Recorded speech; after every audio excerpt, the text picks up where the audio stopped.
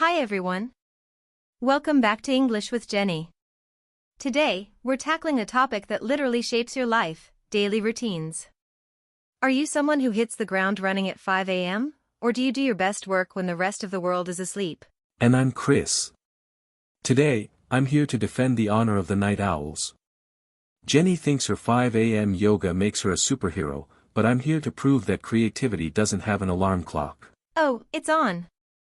We're going to debate morning versus night habits, how to spend your free time, and whether hobbies should always be productive. We've got some evidence, some personal stories, and a lot of strong opinions. By the end of this video, you'll have the perfect vocabulary to talk about your own life in English. Before we dive in, hit that subscribe button and tell us in the comments right now, are you a morning lark or a night owl? Let's get started. Okay Chris, let's start with the basics. Science shows that our circadian rhythm, that's your internal body clock, is often more aligned with daylight. When I wake up early, I feel I've won the day before 9 a.m. I have my coffee, I meditate, and I check my emails in peace. No distractions. Peace. Jenny, that sounds like a desert. I beg to differ. For me, the morning is full of pressure. You must do this, you must do that. But at 11 p.m., the world is silent. There's a specific kind of creative flow that only happens at night. No one is calling you, no one is tagging you on Instagram. It's just me and my ideas. But Chris, what about sleep hygiene? Evidence suggests that late-night blue light exposure ruins your sleep quality. You might feel creative, but are you actually productive? Or are you just tired the next day? That's a common misconception. Productivity isn't just about how many boxes you tick, it's about the quality of the work. If I spend 4 hours at 1 a.m. writing a masterpiece, I don't mind waking up at 10 a.m. In fact, some of the most famous writers, like Franz Kafka, were night owls. Well, Kafka was also very stressed. I think having a morning routine creates a sense of control. If you start your day in a rush, your whole day feels like a mess. I agree with the rush part, but my morning just starts later. Why force a square peg into a round hole? If my brain isn't awake at 6 a.m., forcing it to work is a waste of time. Let's move to the daily routine. I'm a big fan of the time blocking method. My calendar is color-coded.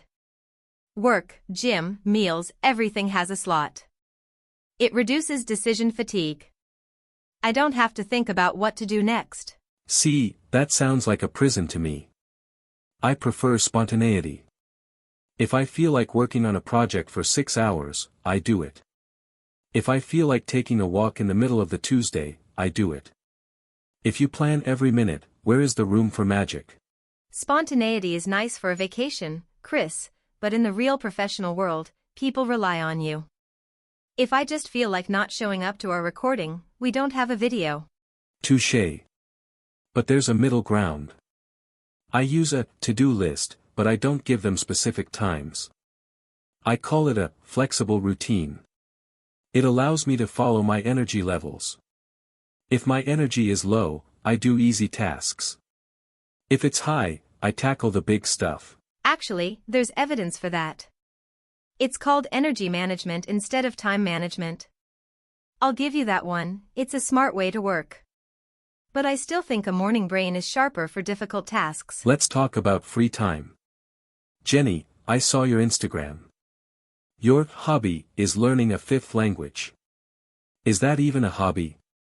That sounds like more work. I find learning rewarding. I think a hobby should be about self-improvement. Whether it's reading non-fiction, coding, or gardening, I want to feel like I'm growing. I totally disagree. The modern world is so obsessed with side hustles and being productive. My hobby is playing video games or watching 90s movies. It has zero utility. It's pure escapism, and I think we need that to stay sane. But don't you feel like you've wasted your time after 4 hours of gaming?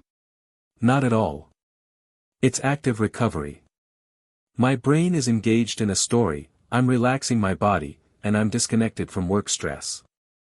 If your hobby is just more learning, your brain never actually rests. Interesting point. There is a concept called the leisure paradox. The more we try to make our free time useful, the less happy we become. Maybe I should try just sitting on the grass? Exactly. Or play a game with me. Not everything has to go on a resume, Jenny. Okay, let's get practical for our viewers. Whether you're like me or like Chris, how do you actually build a habit? I think the secret is habit stacking. It's a real thing. If you want to start a new habit, like drinking more water, do it right after something you already do, like brushing your teeth. I agree. And also, start small. People try to change their whole life in one day. They want to wake up at 5 a.m., go to the gym, and eat only kale. It lasts for 3 days. Right. It's about consistency over intensity. Doing something for 10 minutes every day is much better than doing it for 2 hours once a week. And most importantly, listen to your body. If you're a night owl like Chris, don't force yourself to be a morning person just because a productivity guru said so. Find what works for your biology. This was such a fun discussion, Chris. I think I've learned that maybe I can be a bit more flexible, sometimes. And I've learned that a calendar isn't actually a prison, it might actually help me finish my projects faster. We hope this conversation gave you a lot of great English phrases to describe your day. Before we go, we have a challenge for you. In the comments, write down one habit you want to start this week and one hobby that makes you truly happy.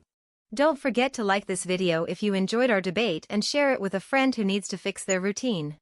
Thanks for hanging out with us at English with Jenny. Keep practicing, stay healthy, and we'll see you in the next one. Bye.